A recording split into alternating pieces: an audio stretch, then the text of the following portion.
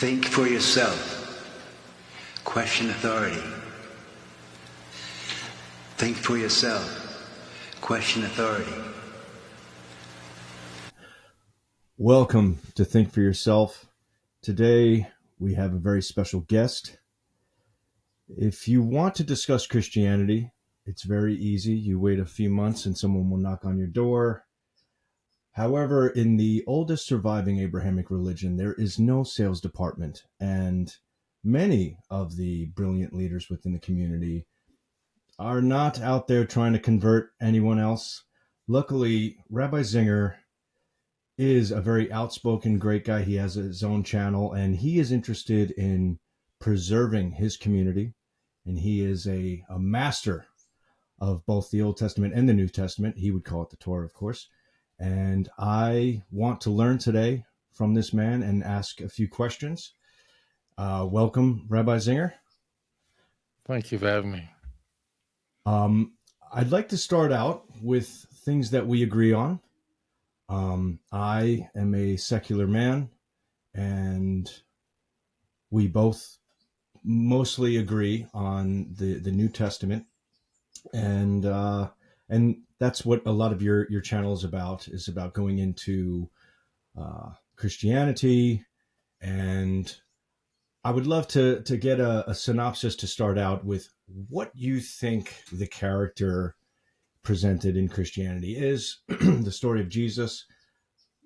Do you think this is a historical character that has been embellished? Do you think he's completely folklore? What is your view? How did this character emerge?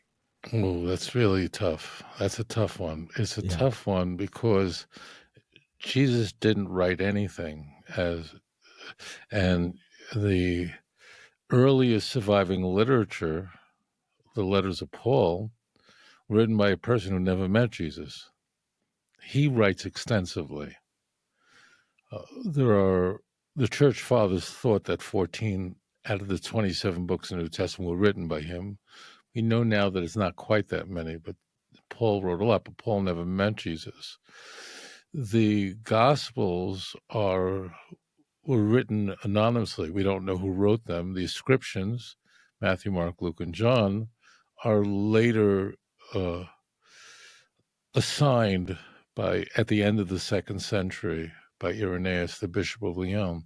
So they're anonymously written. We don't even know who wrote them, but we know they're written by highly literate Christians at the end of the 1st century. So they're people who likely never met him either. So this really is the quest. So did somebody exist? Was there something? I think so. This is the humanities. This is not getting a blood test where they could be sure that you're O positive or whatever it is. This is, there are reasons to think that there was somebody who would have come from the Upper Galilee who, like many people at the time, thought the world was coming to an end. The Roman Empire had the Jews under their heel. There was no possibility that the Jews then were like today, where they can, fight an empire. It was just inconceivable. So the notion that the end of the world and the power of God was coming in an apocalyptic eschatology, not battles on the field, was widespread. We see that in the Christian Bible, the other guys running around. So I think it's much more likely than not that there was somebody from the Northern Galilee, from Nazareth. No one would make that up. And I think it's likely because the Christian Bible goes out of its way. And I should just retract that. Matthew and Luke specifically go out of their way to assert that Jesus was born in the city of David. They both do. And they each independently come up with convoluted ways that are totally contradictory of how to arrange that in their infancy narratives, which are each 2 chapters. So if Jesus never existed, that means he's Casper the Friendly Ghost, like he's Bugs Bunny, like it's complete fiction. So why work that hard to get him to be born in the city of David? Why do you need Nazareth for? Why don't you just have him born in Bethlehem, grow up in Bethlehem? I mean, so in that, everybody knew he really was from Nazareth, and everyone today speaks about Jesus of Nazareth, not Jesus of Bethlehem. And that's how he's referred to in the Christian Bible, like famously, what good thing can come out of Nazareth, not Bethlehem. So there are reasons to believe that there was likely some figure back then who gained a very small following, like so many others. John the Baptist was no doubt a much more famous figure at the time. And then all that we know about today, almost everything is legendary, are accretions, layers upon layers of mythology. And it's very hard to figure out who was the original person because he didn't write anything. And the only methods for knowing anything about the past are very hard to develop, like dissimilarity, embarrassment, because we don't know what would be considered similar. So I think it's more likely than not that there was some sort of figure back then who did not claim to be the Messiah. I think I think that's a later development, and that people, yeah, One other way of, so there are different forms of what we call mythicism, which is the anti-historicist view that there, you might have heard there's some guy sure, saying Jesus was a mushroom. There's people saying, like, there's all sorts of conspiracy theories, but one of them is that he's an amalgamation, a sort of meme, like an idea. People say the word Karen because there's an idea of angry ladies that yell at the manager. And so, for instance, the most similar character is Jesus ben Ananias, written by Josephus. He was said to, in 70 CE, be this mad man who knew that Romans were coming. He would say repeatedly, "Woe to the city of Jerusalem." And he had this poem he would repeat. They brought him to the Romans. They tried him, and then he was released, and then the Romans artillery had killed him. We have in the Talmud, like, I think 5 characters with the same name of Yeshua, all of them sort of heretical teachers. We have Jesus ben Damnius, who was a Jewish high priest. Like, there's all these characters, and they all have a similar name. And so there's an idea that this is an idea, like a concept, like just as popular as the word Muhammad, the name Muhammad. Jesus was this very popular name, and there just so happen to be so many similar leaders, you can call them charlatans or whatever, that were all sort of these characters, and that formed an idea. And then the other thing that Richard Carrier, my last speaker, says is he has the theory, which is not his own theory, but that if you dismiss all of the known forgeries of Paul, I think it's like Corinthians 2, and there's a few that we can see it's not him writing. If we look at the original stuff by Paul, there's a chance that he's just talking about a revelatory being that emerged from, he was just someone you would see in Revelations, and then he thinks that Mark took that, all of Paul's writings, and personified him by using Jesus ben Ananias because the structure is so similar. So that it's not that there's no Jesus, but that there were so many of these guys that sort of snowballed. right. There are, if you want to, let's talk about Paul's letters, and there's 6 letters of the 13 that are ascribed to him that say, Paul, that the author claims to be written by Paul. 6 of them are questionable, but 7 of them are referred to as indisputed letters. One of those indisputed letters, in fact, of the most indisputable letter, would be a letter like Galatians. So Paul actually begins the letter by saying that he went to Jerusalem, spent a couple of weeks there, and met with Jesus' brother, James. So So who did he meet with if Jesus didn't exist? Look, this is like history, and it's the ancient world where very little is written, and there are no contemporaneous historians that wrote a word about him. There were historians like Philo, but he didn't think anything was striking. But I think if we can look at a scale of 1 to 10, 10 being he definitely was a historical figure, and 1 being, I think it's like an 8 that he probably did exist. There's a wide variety of reasons why most people think he's historical. The idea of a crucifixion, some to come up with that for a Messiah figure, but like, who was Paul meeting with if he did? It's hard to meet with someone's brother if he didn't exist. And the Nazareth thing is very, very compelling. Why? Means if it's completely means there's no Jesus who was born in Nazareth, then why work so hard to have him go from Nazareth to Bethlehem in Luke's version of the account? Matthew's reversed, and then go back to Nazareth. Like, why not just have him born and stay in Bethlehem? So really, it's the corruption in the Christian Bible. It's the lies, it's just the nonsense that actually reveals, it's counterintuitive that there probably is a historical figure that they're working really hard to rework. One interesting thing you said about angry, Jesus does come off gratuitously angry in the Christian Bible. He's like just angry a lot.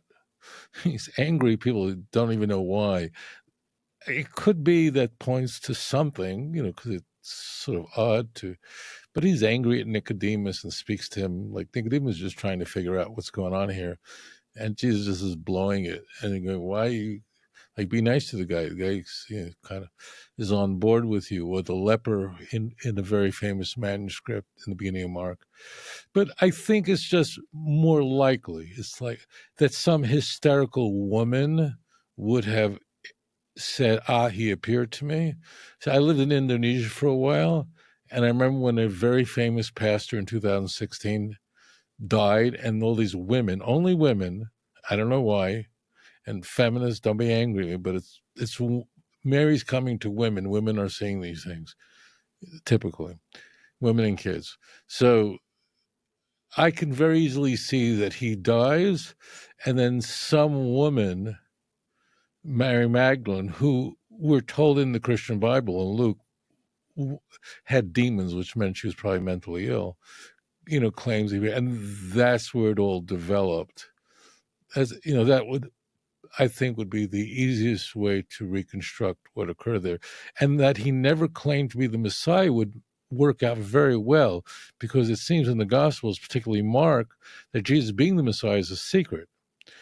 First 8 chapters. And we find that in Matthew 2, Matthew 16:20. Like, why is it a secret?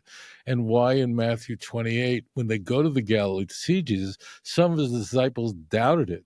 So, like, why put that in? So it's clearly an apologetic that people are saying, wait, the guy never claimed to be the Messiah. The Gospels now say it was always meant to be that way.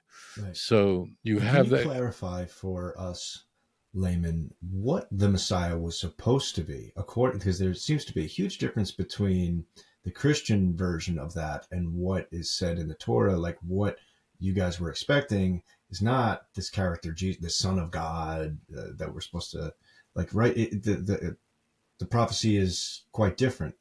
The Son of Man. It couldn't be more different. In Tanakh, we have hundreds of passages of the Messianic. Not one of them describe a miracle. So in the Christian Bible, he's just running around doing miracles. He's like Superman. Clark Kent suddenly appears, as Superman. In Tanakh, he is the final king, Davidic king, who ushers in a time he rebukes, he teaches the world, and people listen to him very carefully. And as a result, what's happening in Gaza and Ukraine and in Yemen right now, war comes to an end. Nations will put down their implements of war and transform them into implements of agriculture. There'll be a worldwide knowledge of God. All of the Jews will return to the land of Israel. All of them. Before the Messiah comes, Zechariah says that the Jews already will have returned and in battle defeated all of its enemies. There will be a resurrection of the dead and a building of a third temple in Jerusalem, where I am, and finally ending with the resurrection of the dead. So there's just no relationship at all between the Mashiach in Tanakh and what you find in the Christian Bible. What you find in the Christian Bible is very much the product of mythology. Even the way he looks. Like, if I was standing with you, like we're in a 7-Eleven, and you and me are standing together waiting to pay for something, right? And I say to you, don't look right now, but the guy behind us looks exactly like Jesus, right? Right?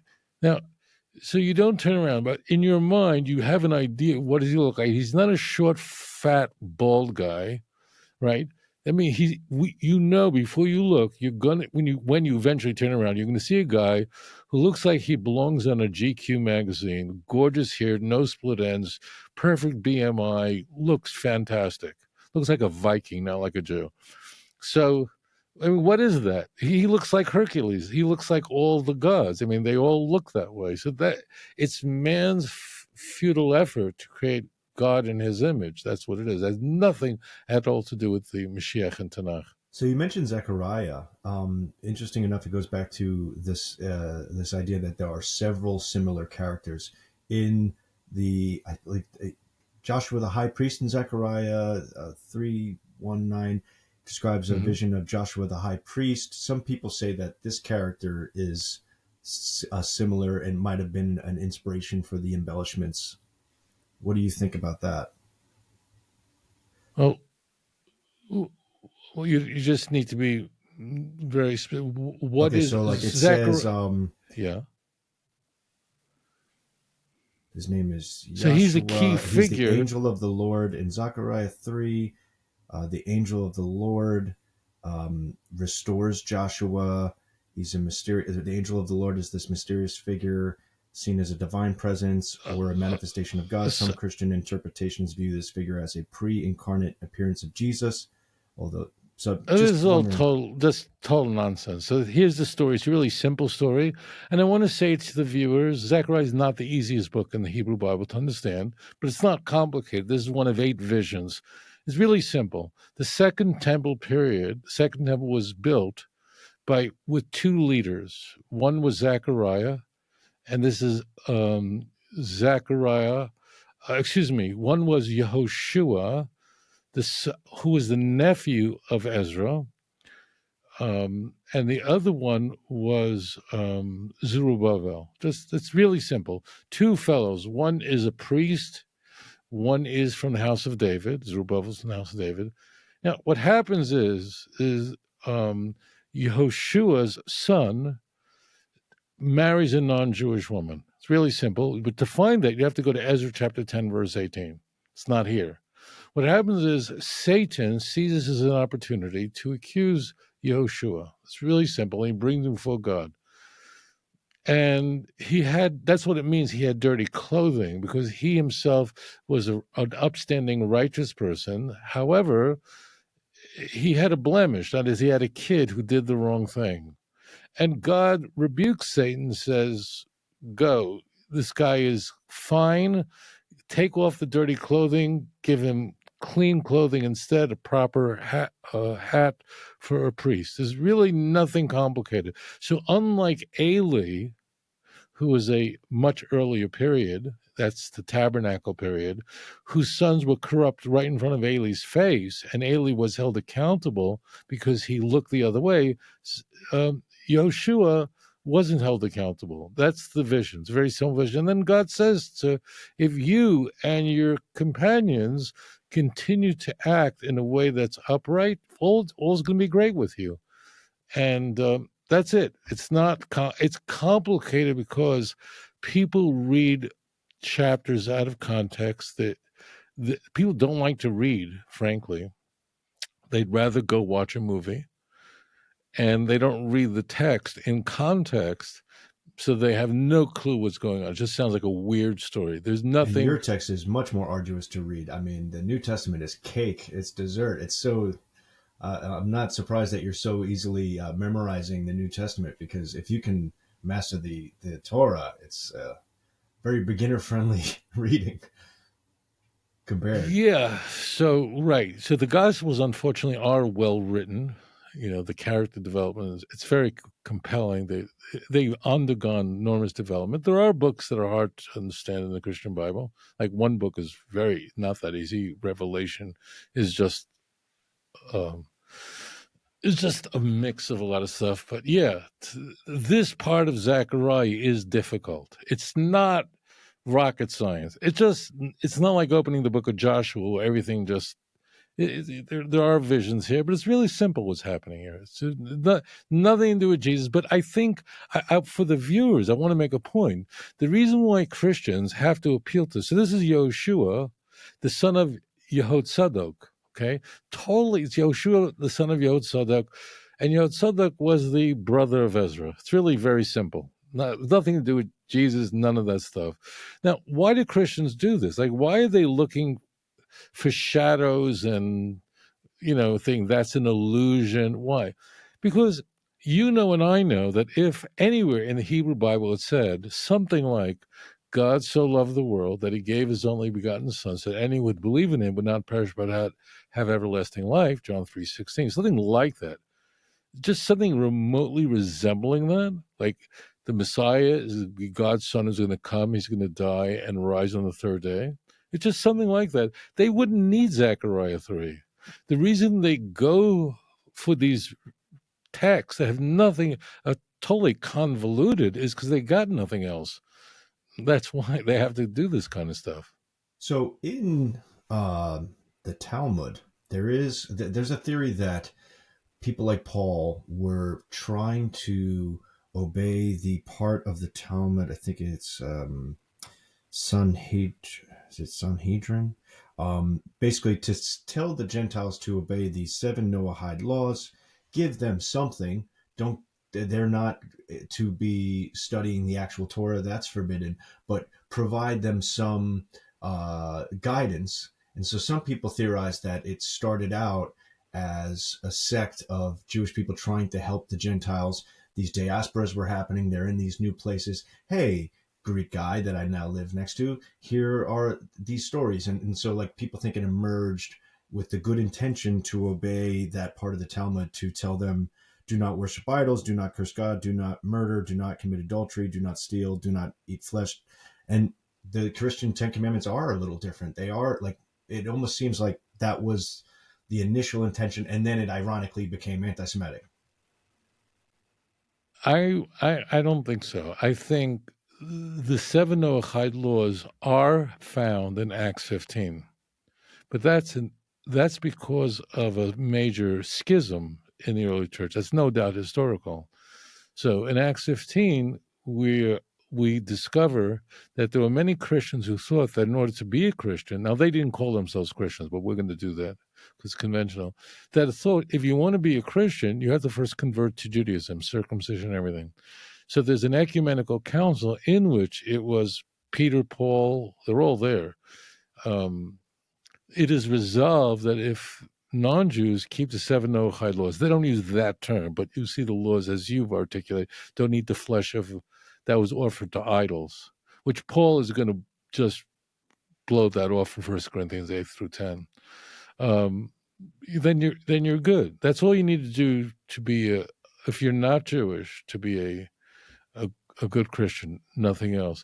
But I think the movement began at a time that's hard to imagine, and that the first third of the first century, the Jews were living under a brutal occupation of the Roman Empire. And there were battles, and people were just, how are we going to get rid of the Roman Empire? They're huge. And only God can do this. And people were running around saying the end of the world is coming. And if it was not for Paul, Christianity would have gone nowhere. Paul does something remarkable. and I don't mean that in a good way, but he does something remarkable, and that is he synchronizes. He synchronizes pagan ideas with Jewish ideas, and so one point your viewers must know is that in the first century, the only monotheism in the world was Judaism. That was there was nothing else. No one else believed in only one God, and there's nothing else.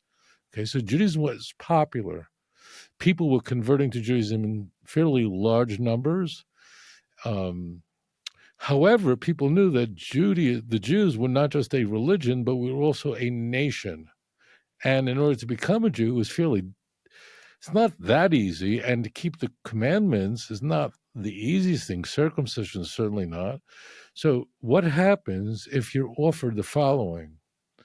If you're offered that you could essentially become the same, equal to the Jew, and you don't have to keep any commandments. And the whole reason the commandments were given is to show that you're a sinner.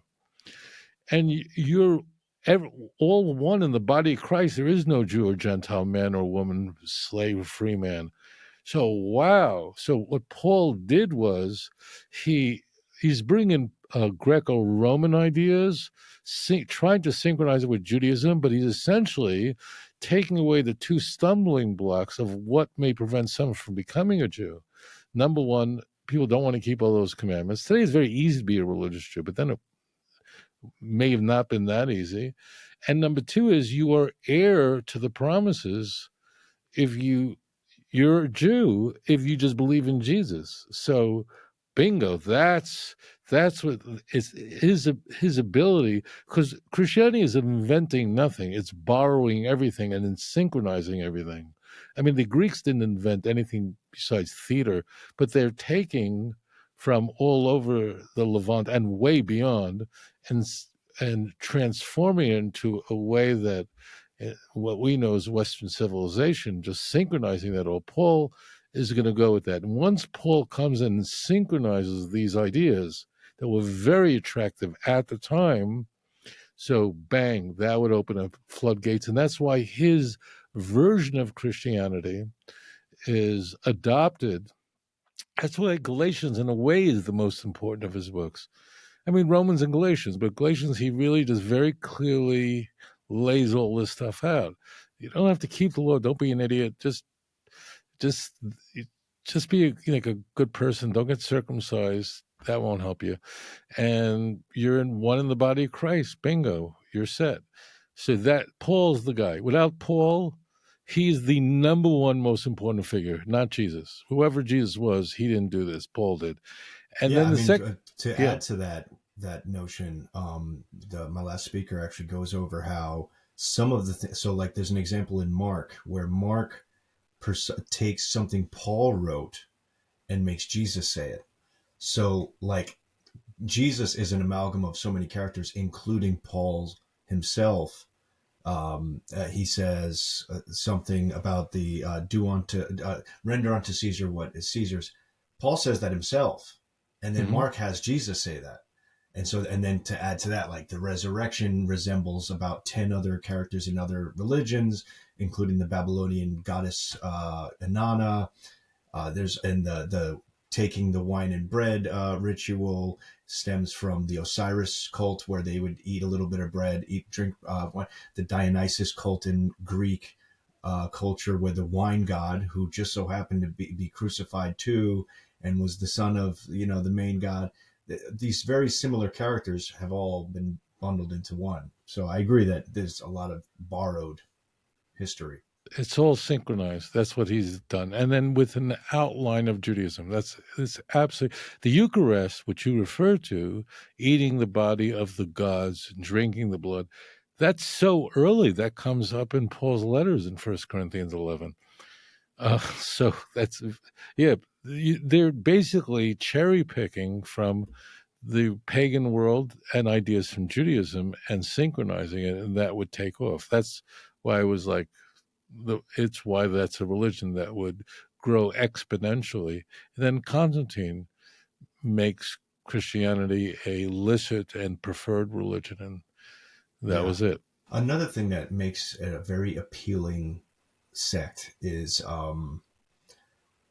So not only is it less arduous, less rules, you get forgiven for what like everything is just easier. Paul's a great salesman. The other thing that gives them appeal is this idea that Christianity is peaceful. Everyone loves each other. It has this sort of Buddhist reputation, despite what you said earlier, Jesus being actually sort of mean. He says all sorts of things. He damns you to hell. He does say negative things, but his reputation is that he's this the nicest guy of all time, and that the New Testament changed everything. The covenant is now good, and a lot of Christians sort of abandon the old, like that's the old covenant. I don't have to argue for what you read in Leviticus. I don't want to talk about numbers. That's old school, brutal stuff. I want to just talk about this guy Jesus. So what do you think about this idea that the original Judaism is this violent sort of, I think that, and I was thinking about it this Shabbat, that I think that it's so telling that Paul was an outsider rather than an insider, as he claims. He's constantly saying, I'm not a liar. Well, why are you saying it that much? Because he lied a lot. And he lied about his CV, claiming to be a Pharisee. He wasn't. He is totally clueless of what the struggle religious Jews have. Now, religious Jews, Orthodox Jews, our struggle is not keeping kosher or keeping the Sabbath. That's all very easy. What's challenging, and you can see this, if you open up the book of Isaiah, Jeremiah, Ezekiel, the criticism almost entirely is how do you treat other people? How do you treat people who are not as fortunate as you are? How do you, the weak, the widow, the orphan, the naked, the hungry? Keeping Shabbos is like easy. So Paul is coming from as an outsider, he really is clueless. And it would be very hard, very difficult to find an example of all of the prophets part of the Hebrew scriptures. I mean, after you're done with the 5 books of Moses, to find where Jews are criticized for not keeping the Sabbath or keeping kosher. You could find it, by the way, you can, but you would have to really know your stuff. It's in the corner. The big issue is, are you treating each other with dignity? How are the wealthy dealing? Are you taking care of the poor? So Paul is way off on this one. He's clueless. I have theories on what bothered Paul. Something was on his mind. Something about the Jewish law bothered him terribly. And I think I think when Paul said that, when he learned about the law in Romans 7, he realized he was a sinner. Like, why was he promoting celibacy as a virtue? So I think Paul had a very specific problem with Torah, and he had to address sin. It would overwhelm him, but he was clueless on the struggle of the average religious Jew. The struggle was not, I'm dying to eat pork, I'm dying to eat bacon, what am I going to do? I'm stuck. That's not the issue.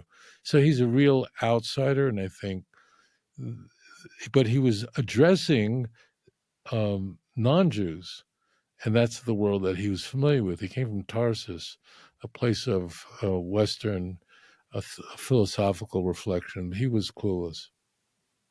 So I'm sure you've had to do this a few times. I'm sure you have an entire book on this, but just to help me understand, like, how you respond to the very violent sort of verses in the Torah, such as Deuteronomy, in the cities of nations, do not leave anything alive that breathes, completely destroy them, the Hittites, the Amorites, and so on. And these sorts of quotes where there's a command to go kill people. Like, is that just archaic, or is that an edit? Like, how do you feel about those sorts of examples?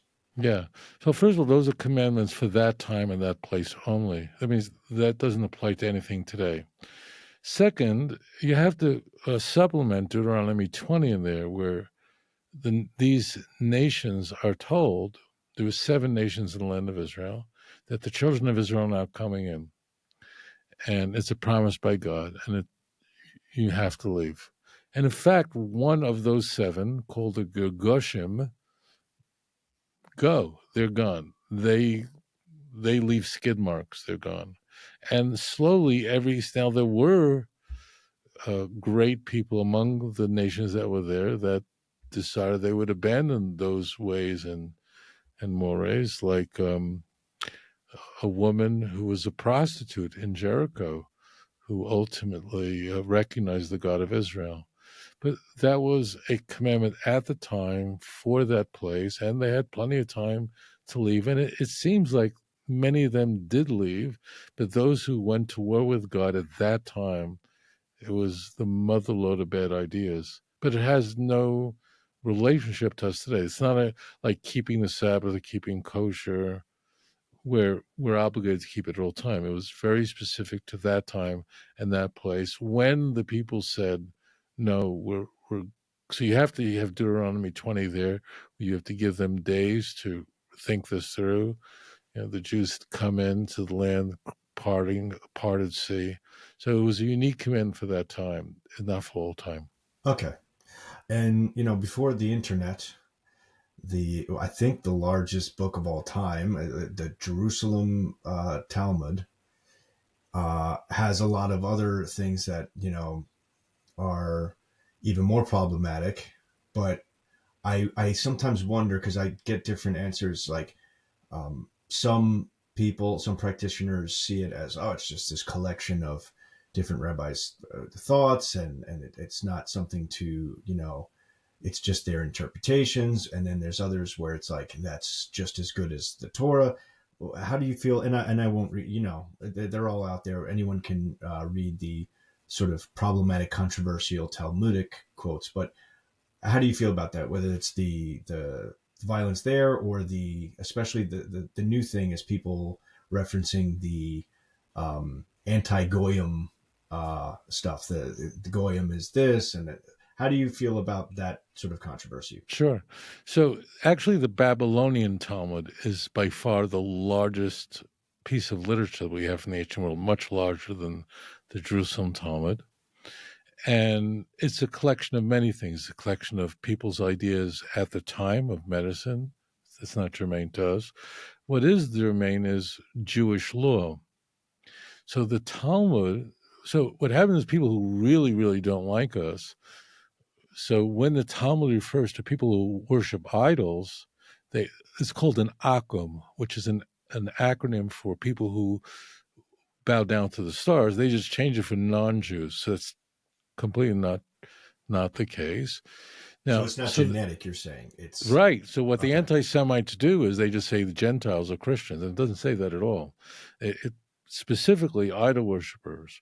Or, for example, the Talmud deals with the question of when the Egyptians were, I'm just talking about the stuff that's out there on the internet, when the Egyptians were pursuing the Jews, as the Jews are now coming to the sea, which is going to part for them, and they're riding on horses.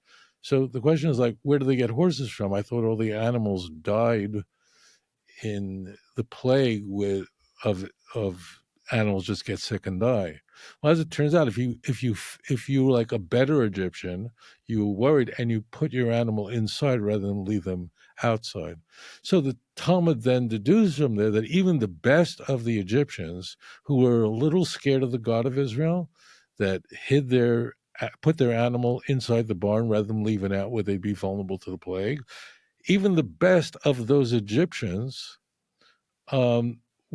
were wicked, were evil, because they ultimately supply the cavalry for those who pursue the Jews. So if you're an anti-Semite, what you do is you go, oh, even the best of the Gentiles are horrible. Well, no, that's not what it's saying. It's completely out of context. Let me extrapolate. I'm going to just take the worst examples in the Talmud. So I want to steel man this rather than straw man this. Okay. All right. In American law, this happened frequently. You have a cop. He's walking down the street. He's got a beat, and he sees this guy, and for whatever he doesn't like him, and he looks suspicious. Okay, so the guy goes into his house, and the cop goes, "I'm just going to just bang the door wide open. I'm sure this guy's a drug dealer. He looks, I don't like the color of his skin, whatever it is. There's something about him, and he just busts the door down. And sure enough, he goes in the house and he sees 10 kilos of coke, right? This happens a lot. Cops just do a search and then they find, a ton of heroin in the guy's trunk, but there wasn't a probable cause. Well, guess what? I mean, it gets thrown out, right? I mean, because the police officer did an illegal search because there wasn't a probable cause, there wasn't a warrant. The guy goes free, and that can't be used as evidence, right? So imagine someone's reading these statutes in America.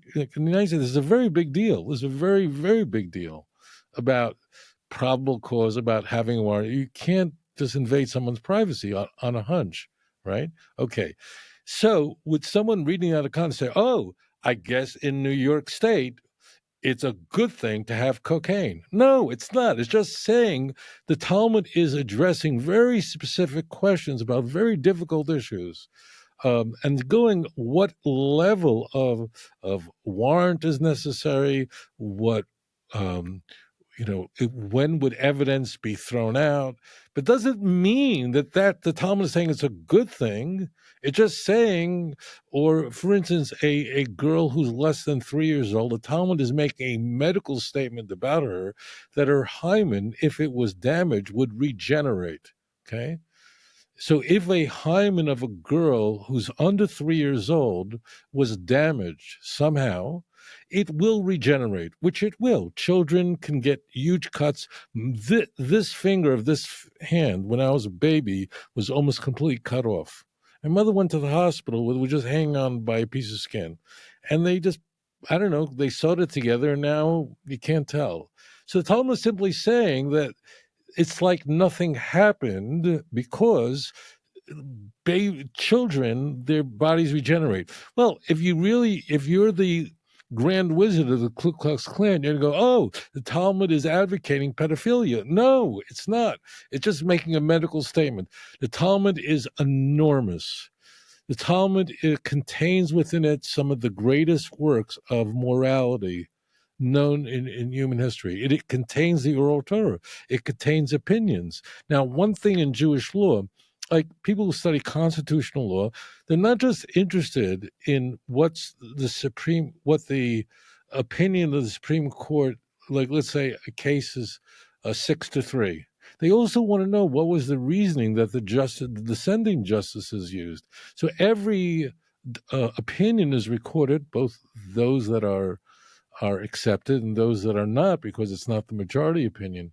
The Talmud contains all of those things, and if it's studied out of context, you'll have a field day with it. You will become an anti-Semite.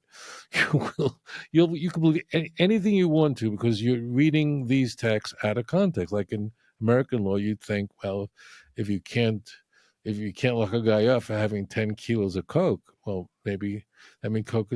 There was a cop in Florida on 95 who he was giving out speeding tickets to just black people who were driving up 95, right?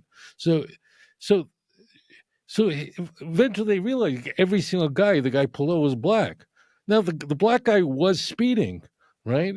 But he just wouldn't pull over white guys. Well, they threw it all out because he was using. That doesn't mean that it's good to go 85 miles an hour in a 65 mile an hour zone, right? But you can rip that out of context. But he was, very specifically prosecuting people because of their race as an example. So the Talmud is full of that kind of stuff, very vulnerable to people who are bad faith actors.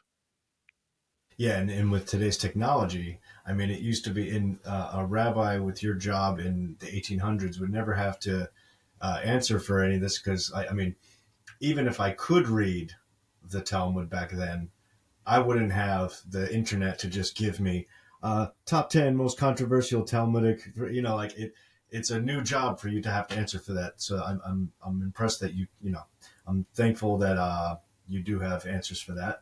The next topic of controversy is there are, just like I said, that there are parallels with Jesus. There are Inanna, Osiris, all of these characters that they call them dying and rising gods. They are killed, then come back to life. It gives the reader a sense of less fear over death. It's a great archetype. It's just like the perfect, it just always works throughout different cultures. There are accusations similarly to the Torah that certain stories, and I know you've spoken on this, but just to do it again, there's the Epic of Gilgamesh as a flood. There is the creation of humanity in the Babylonian creation myth that resembles it. The Sumerian myth of Adapa resembles Genesis. And we could go down like the birth of Moses resembles Sargon from the Mesopotamian. Mostly Babylonian related pre-Abrahamic Mesopotamian beliefs, like the Code of Hammurabi resembles the Ten Commandments and so on. I'm sure you heard them all. How do you feel about these? Is it because you guys have restored these things and that validates your beliefs? Like if there was actually a flood, you would see an older religion talk about a flood too?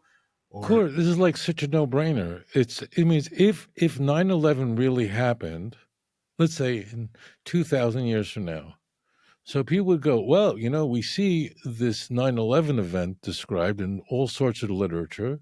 Now, it's true, some of them say that these crazy extremist Muslims did it, but there are others that say the Jews did it, and so others say that G.W. Bush actually took down Tower 7, but they're obviously talking about the same story. So I would think that if there was historically a flood that took place in 1656 after creation, that's 400 years before Abraham. Yeah, so about 400 years before Abraham.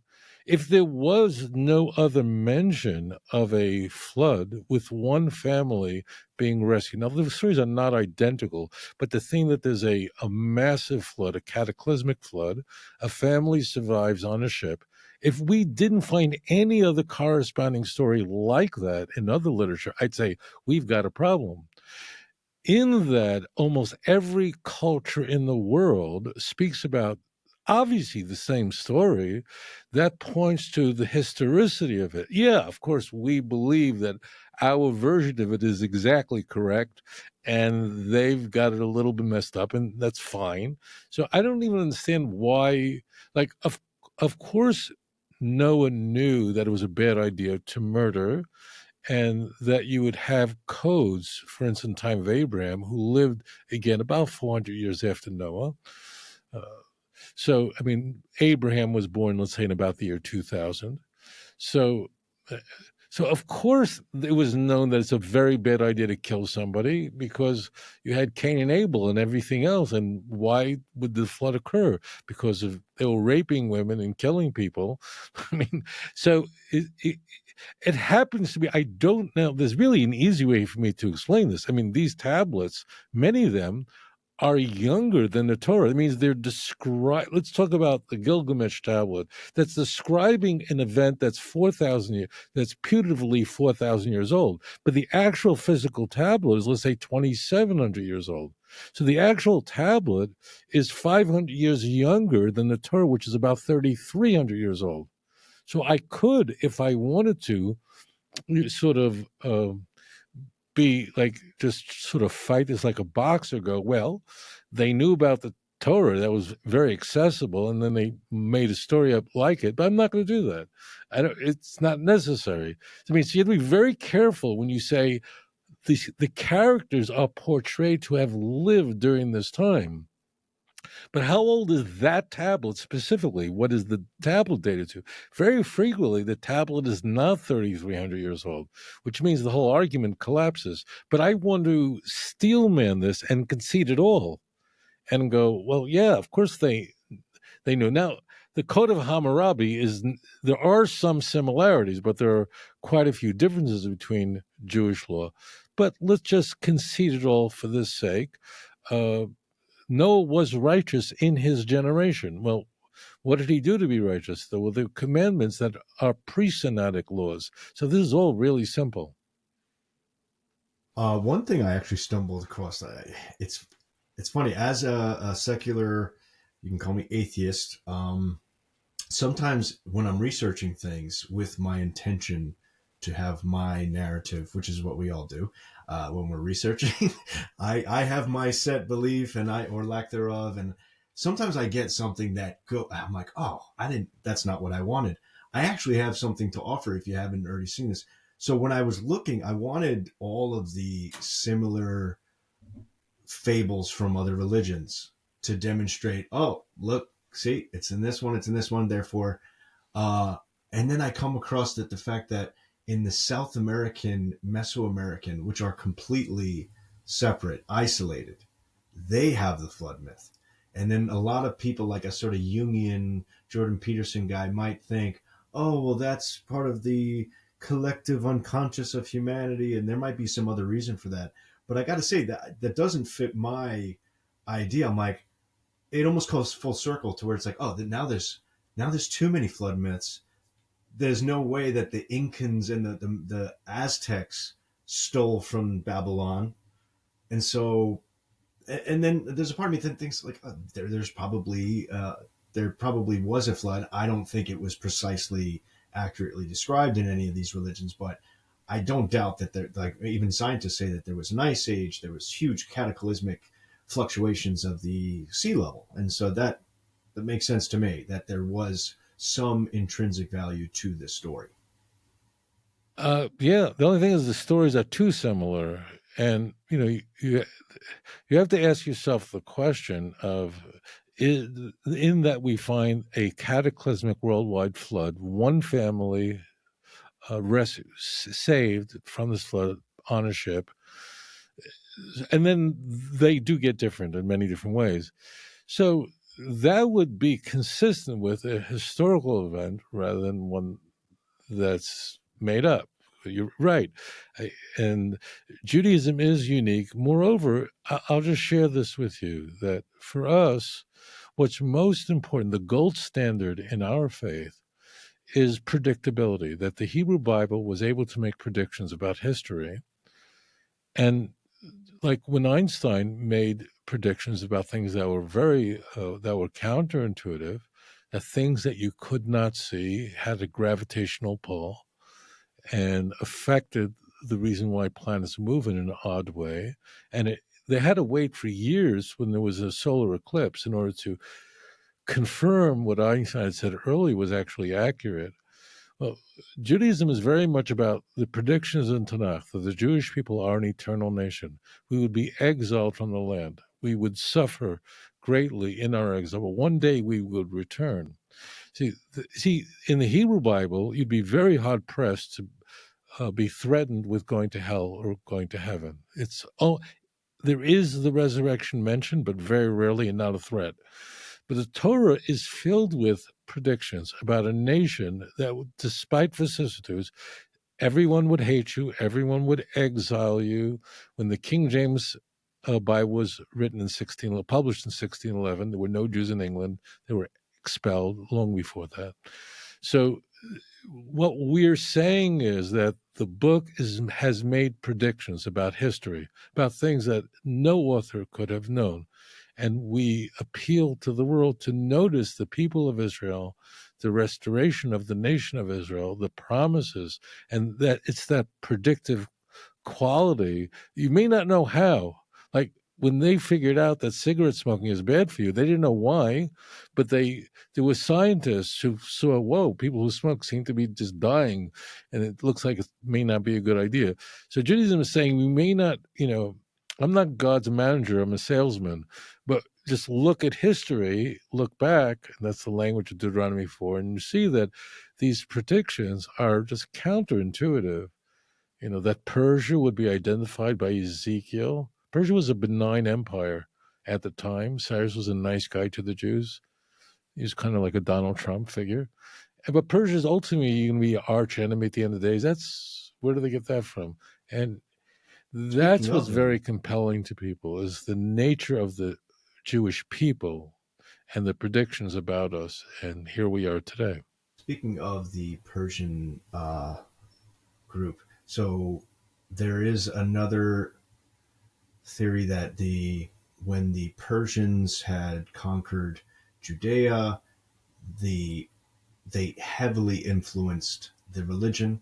There is the idea that the idea of Satan came from their dual God belief, because they were almost monotheistic. They had two gods, the good God and the bad God. And there is the thought that the Torah before that didn't have that, and they didn't have the resurrection. I actually have my last speaker had said that, so I wanted to just let you react to that. That basically he outlined the Persian influence, that they introduced the resurrection and the Satan figure, and then he said that the Hellenistic separation, the Judaism from the Hellenistic sect, that heavily influenced it too. So what do you think about this idea that Judaism has changed significantly? So, as it turns out, Zoroastrianism, which you're referring to, is exactly the opposite of Judaism. It was a dualistic religion, a god of light, a god of darkness, and most germane, they are independent agents. That's what's critical. In Judaism, there's a Satan, but Satan does exactly what God tells him to. In our tradition, the oldest book in the Hebrew scriptures is the book of Job, and it's about Satan asking God for permission to test this man. God tells Satan, this is what you can do, this is what you can't do. That story cannot exist in Zoroastrian mythology, because the dark god, the bad god, the malevolent god, whatever you want to call him, he's independent. I think is, The Satan in the Christian Bible, he's not called Lucifer, but now knows is an enemy of God. He's not doing whatever God says. So superficially, because they seem similar, but they're very different. God actually had to create Satan, and there's actually a passage which is no doubt an attack on Zoroastrianism, Isaiah 45, verse 7, where very specifically God says, I created evil so that you can have free will. Choose life that you may live, Deuteronomy 30. So Zoroastrianism is precisely the opposite of Judaism, in that it's highly dualistic, whereas Judaism is saying there is one God, there's nothing else, and the evil in the world, the evil inclination in the world, is created by God so that you can have free will, so that you can so that you could be a good person, so that virtue is possible. So it's precisely the opposite. It's interesting you bring it up with relation to Cyrus, because it's precisely in Isaiah 45:1 where God says that Cyrus is my anointed to tell the Jews to go back. He then says, and do not, I'm paraphrasing, but do not think he's a great guy. He doesn't know my name. And he attacks Zoroastrianism right there in Isaiah 45:7, that everything, calamity, evil, it all is from me. It's not dualistic at all. So he wants to it seems make like Christianity had diverted back to that sense. Yes, very much the so. Modern Christian, we have to also remind ourselves, the modern Christian does not read the Bible nor understand it when they try to. Not trying to be rude, but almost every regular normal Christian, even some guys that are door knocking, have they seem to be distant from what I'm reading in the Bible. But there's this idea, this new Satan that is literally a god himself. I have had Christians tell me, "Oh, everything bad is Satan's fault." And it's like, it is not only dual; it's polytheistic. I mean, Jesus is another character. We have the Holy Spirit. We have all. Whereas I can't really make the same accusation about Judaism in its current form, because yeah, there are people like Moses who demonstrated miracles to some extent, but it's through God. He's clearly acting through God. So it is at least consistently monotheistic. Modern Christianity has to jump through so many hoops to convince everyone that it's still being monotheistic, because they have those writings intact in the Old Testament. So they're forced to figure that out. They have these new characters, but it's strange how polytheistic it could become and still be called monotheistic. Right. The And the yeah, the the fastball I want. This is, I think, the most. I haven't seen you speak on this matter, but I'm sure you've heard it all. But this is what I consider to be the most difficult to ask, because it's stuff that it's not easy for anyone to retort like specifically. So I want to just read out a few quotes from different things and just let you sort of vaguely respond to them, because it's way too much to specifically go into each. But basically, the Torah is not only telling, providing morality and answers for ontological questions.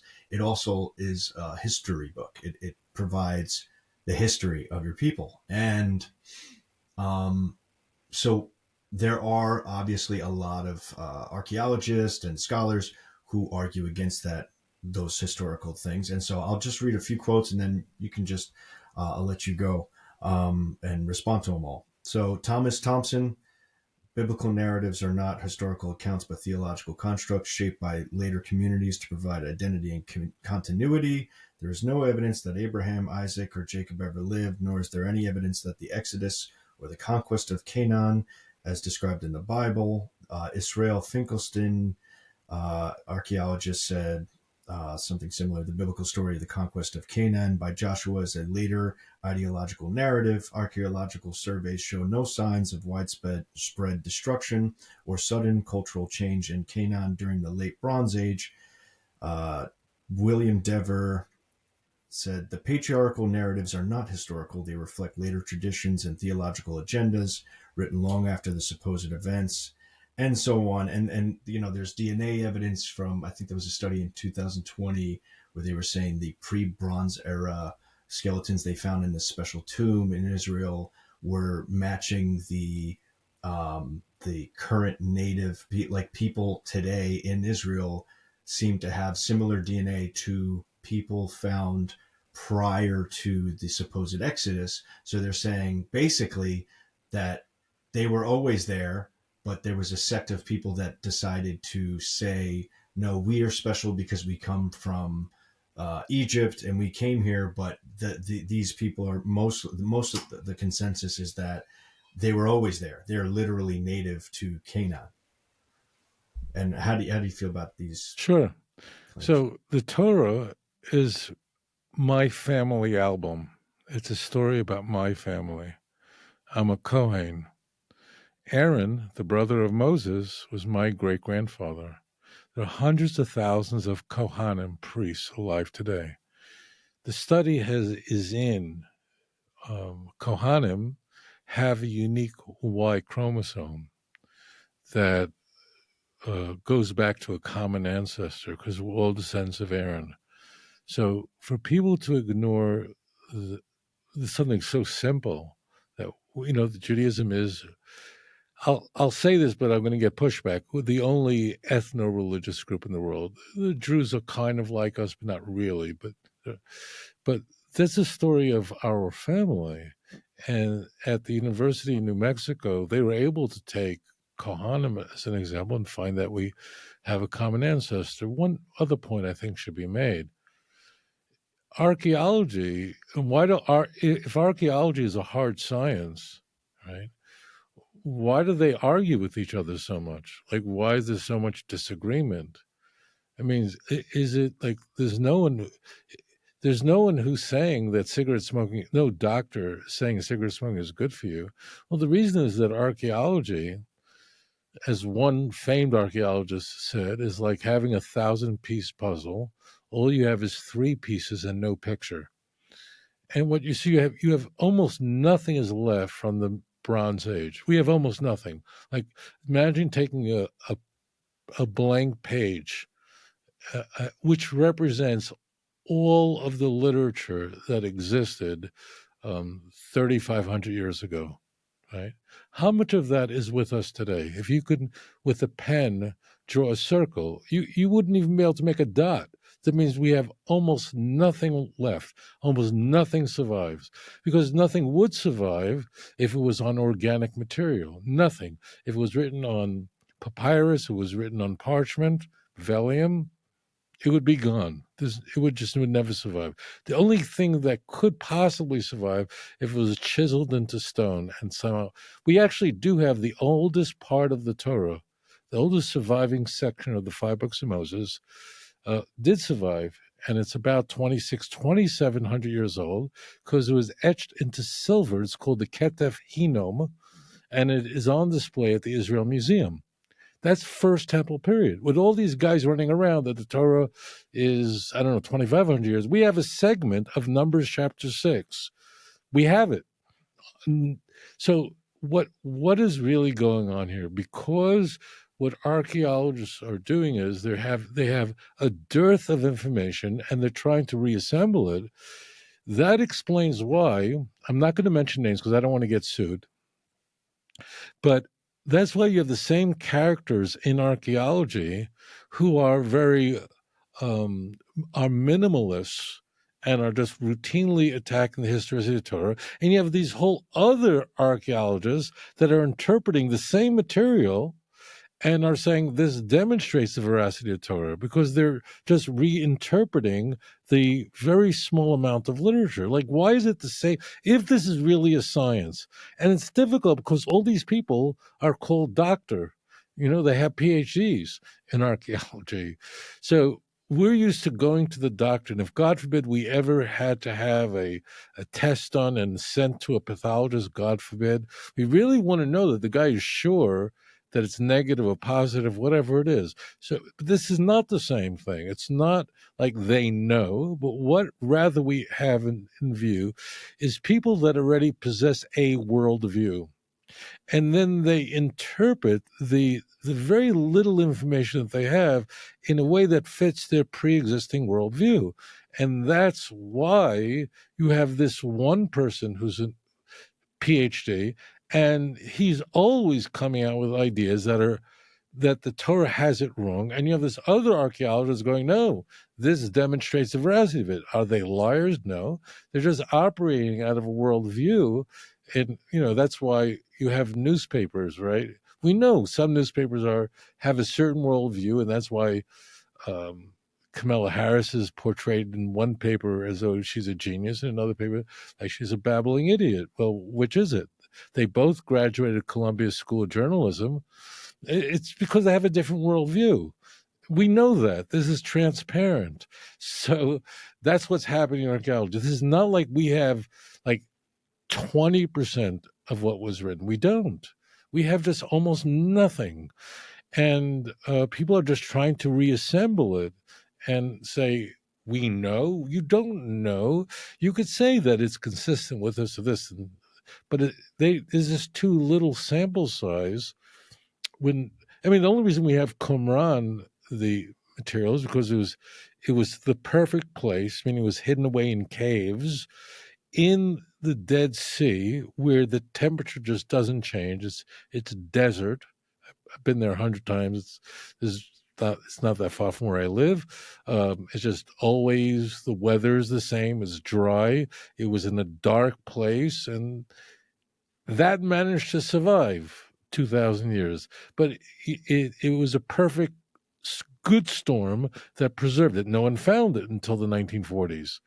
So I would just say that when archaeologists are writing books and they seem to contradict each other, there's a reason. It's because the same people who have a certain worldview interpret the very little that we possess in a certain way because it fits into their narrative. That's all. This is not complex. This is not rocket science.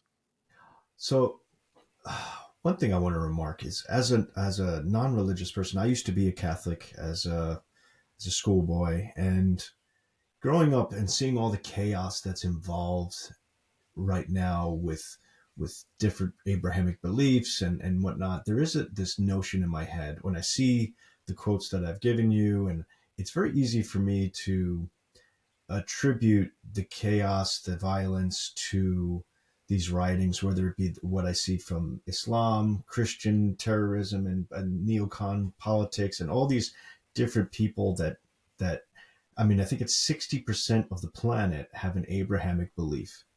And so, like, it's very easy for me to say, oh, if I could just get everyone to throw their books out, everyone would get along. But then when I meet people like you who are more closely related to these books than anyone, and even Islamic people and Christians that I've met that are reading this book more than anyone, these books, they're not violent. They're some of the kindest people you'll ever meet. So clearly, I cannot attribute just the books themselves to the conflicts, and they seem to persist. I mean, there are several countries that are absent of Abrahamic beliefs and yet are still violent, and so it clearly is a human condition. But yeah, it's just there is something whenever I do speak with someone that is heavily religious, I'm always reminded that there's no correlation. They don't become more violent the more religious they get. It's these anomalous characters. Allow me a chance to move in on this one. Yeah. We do not know each other. We've never spoken before. I don't know you. But I imagine that people have hurt you in your life. Don't respond. Just think this through with me. You've been hurt in your life, betrayed in your life, I'm sure. Okay. I'm fairly certain, I'm reasonably certain that it was not a cashier in Walmart, but rather someone very close to you. It's not strangers that hurt you. It's the people that are close to you that can hurt you. So of course it would be reasonable that it's the similarity of our religions that would be consistent with disagreement, especially, now I'm going to say this, especially because there's an Occam's razor in all this, and the viewers need to be very aware of this. Occam's razor means that anytime you introduce a new hypothesis, it's just less likely to be true, okay? So Judaism is you call it whatever you want. I mean, Judaism is the original monotheism, Abrahamic monotheism. And in fact, all of Christianity, all of Islam believes that. They all believe the Torah is from God and the Jews who were chosen, and for whatever reason, things change. So anytime you have a new hypothesis, it just has to be less likely to be true. And that's what all other Abrahamic religions are, is they're accretions introducing another hypothesis. Let me reason this through with you in the following way, make it easy to understand. It means whatever you would assign Orthodox, lowercase o, Orthodox Christianity as a chance of being a true religion, right? Whatever you think, you'd say, I'll give it 1% chance, okay? Whatever that is, the Church of Jesus Christ of Latter-day Saints has to be less likely to be true. Why? Because it's an innovation on top of Christianity. Like, Christianity is nonsense, so then Mormonism has to be absolute nonsense because you understand, it's just another hypothesis. Isn't that simple? It means whenever Mormon is a right example to interject the Mormon. Yeah, but it's clearly a breakaway of Christianity. I will give the Jehovah Witnesses some actual more credit than maybe Catholic, because when I speak to them, they agree with you on some things. They go, oh, he didn't say he was the Son of God. They don't think right. They don't believe in the Trinity, so they're a walk back. So right, I'm with you. Right, they're a walk back. Right, but they are Christians, and Christianity is an accretion on top of Judaism. It's a breakaway. They all will say it. Yes, Judaism. That means what they all have in common is they will say that Judaism once true. Like Islam is very close to Judaism in its radical monotheism. It's understanding that that God forgives people who repent without anybody dying for their sins, so they can't stand Paul and that kind of stuff. But it is axiomatic. Everyone has to be on board on this one. It is absolutely axiomatic that any accretion, any hypothesis on top of Judaism just has to be less likely, and the burden of evidence is on them. And now it's true that this is very convenient for me as an Orthodox Jew, but it just has to be correct that the doctrine of the Trinity is a later Christian invention. We know who invented it. We know who came up with the name. We know when the church decided that was orthodox. We know this. This is all transparent. So if someone out there is saying, look, I have a feeling there might be something bigger than us out there, there's a higher power out there. We also live in a world of knowledge of science. That means you and your dog share like 98% of your DNA. That means it's all the same stuff we now know, just rebuilt. We're walking protoplasm. Hydrogen is the most plentiful element out there. It means we now know. Like I don't know to what to what level of certainty you possess on being agnostic, or maybe there is a God, right? But it's very clear to you, I am sure, this is presumptuous, that look, at the end of the day, there either is one God who's behind all the laws of physics, who's behind it all, some higher power, or there's no God. But polytheism is untenable because we know too much about science, right?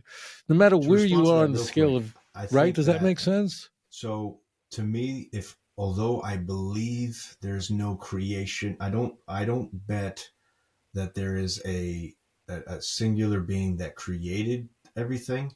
One thing that is very hard for me to argue with is Spinoza, the famous Sephardic philosopher, who said that he was famously ejected from his synagogue for saying that the God was the identity of the universe, the eternity. That's something I could agree with. And then when it comes to polytheism being ridiculous, for me, the most plausible scientific superior being I can believe in, it would be extraterrestrials, and they would be several of them. And so I guess it's almost both. Like, to me, the grand question is probably, I think, eternity, the universe itself is amazing. I see patterns all the time. I see patterns just in the timing when I spoke to you. Everything seems to match up. I don't see things as boring and stale. I think the world's amazing, but I see it as these books are written by man, and they're beautiful. They're reaching into the history. I'm so interested, and I think something needs to be in the place of it if we're going to move on. There's so much redeemable value. So it's a complicated answer for me. Right. As I said, the Torah is making highly falsifiable claims about the Jewish people and our history. I'd encourage you, when you have time, read Deuteronomy 4, how the nations, you talked about how the majority of the world believes that the Jewish faith was once true. They believe that our holy literature, they all believe that Isaiah was a prophet. Well, the Torah actually in Deuteronomy 4 predicts this, says all the nations of the world will look at you, the Jews, and go, what a wise nation this is that has such a Torah. Yet, the text says, they'll hate you, they'll expel you from the lands, you'll be few in number, verse 27 of Deuteronomy 4, but one day you'll come back. You see, so these are highly falsified. This is not Matthew 24. This is not the Olivet Discourse, where it's so vague. There'll be wars and rumors of wars. What does that mean? This is very specific about a nation that would remain few in number, that would ultimately return back, that the world would adopt our Torah as a holy work and marvel at the wisdom of this nation, yet be very uncomfortable with us. And the same chapter in verse 32 pleads with you, the reader, ask yourself, from all times gone by, has any other nation seen such a thing, made such claims on a national scale, a national revelation? Only you have been shown this, you know. So the Jews are a witness people to the world, a light to the nations. And I encourage people who are struggling with faith to go, okay, let's just go back to this text and not use Rabbi Google. That would be a mistake. But and to realize that when people say, I don't even have to Google anymore. and people that say most didn't exist, it's just silly. I don't know why people would. You can't know that. I don't know why they say that as though they have access. That's just silly. They can't know that. So just ask the question. Let's go back to the original monotheism, and then look at the text. The text is making highly falsifiable claims. This is not Nostradamus, where it just can be interpreted any way. This is very specific about this very specific people, and here we are today. Jews have returned to their land, and I'd encourage people to say, I'm going to think about that. That's all. It's really that simple. And any of the later claim of new revelation is under the burden of evidence. Christianity and Judaism are not equals. We're not. Christianity is claiming that Judaism once true. The burden of evidence on all their vacuous claims have to be. They have.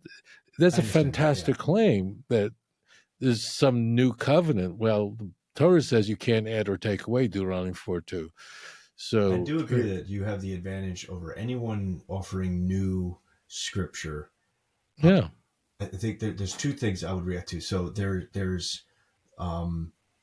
was a development of the Torah itself. So like some people say the book of Daniel is a forgery. I've seen you in your writing say, no, that is the word of God.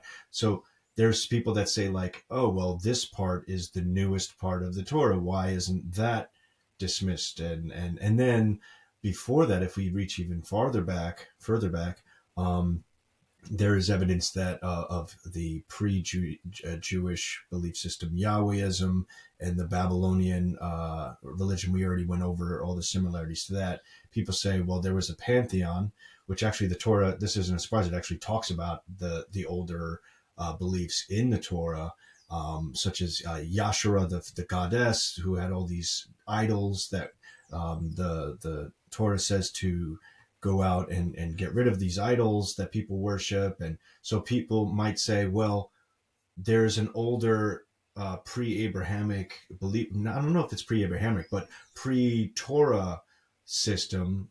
Why shouldn't I, by your logic, there's nothing really, we don't have the scripture, but like, why shouldn't I assume that was the right thing, that there was a pantheon of gods?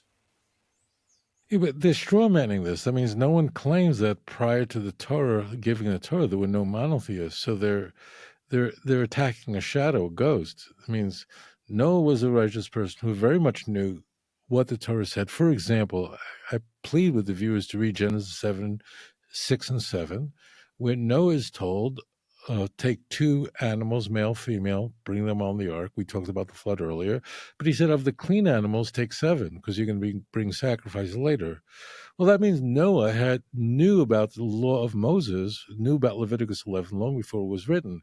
I mean, they knew murder was the mother lode of bad ideas. So what they're doing is they're strawmanning this. I think people need to go back to the original text, read it for themselves. It was all well known to the children of Israel, and it is a national revelation that's the foundation of our faith. And the resurrection of the dead was unheard of in the ancient world. The physical resurrection of the dead was unheard of. Only the Jews believed that. Paul was uncomfortable with that. The Gospels ultimately will bring that back for Jesus, but ultimately, people have to go back to the original faith, the Jewish faith, go back to the Torah and go, okay, the Torah's making predictions about history. Let's see how it does. I think it does really well. I will add one thing. There was one other monotheistic religion I know about, the Akhenatism. The pharaoh Akhenaten in Egypt momentarily had a singular god, Aten, who was the sun, but it was short-lived. But just as an exception, just to provide an exception, there was one other monotheistic religion I can think of. That was a little bit more like a one-God system rather than a monotheistic system. It was more like a henotheistic system, where there was one great God, but there were other minor deities. So, but if you look at, as an example, Isaiah 45, verse 5, that there's nothing else, there's no other divine agency besides God, that's really very unique. There's nothing like me. Nehemiah chapter 9, verse 6, Atu Hashem levadecha, you alone are God. That's an absolute radical monotheism. I mean, there were many nations that believed that there was one great God, as you mentioned, one example. I can think of many. but not that there's no other creator, no other power except God. That's really quite unique. Look, this is fascinating. I encourage people to study the topic. And thank you for having me on. And thank you for being so game. I mean, it's not easy. As I said, you guys don't have a sales division, and so there's not a lot of people that want to have that discussion. A lot of people want it. There's a lot of opinionated rabbis that know everything, but you are a machine, and I just appreciate your show, especially you on Myth Vision. I'm a big fan of, and your writing. So thank you so much for doing what you're doing, because I think it's a very noble cause. Absolute joy. Thank you so much for having me on.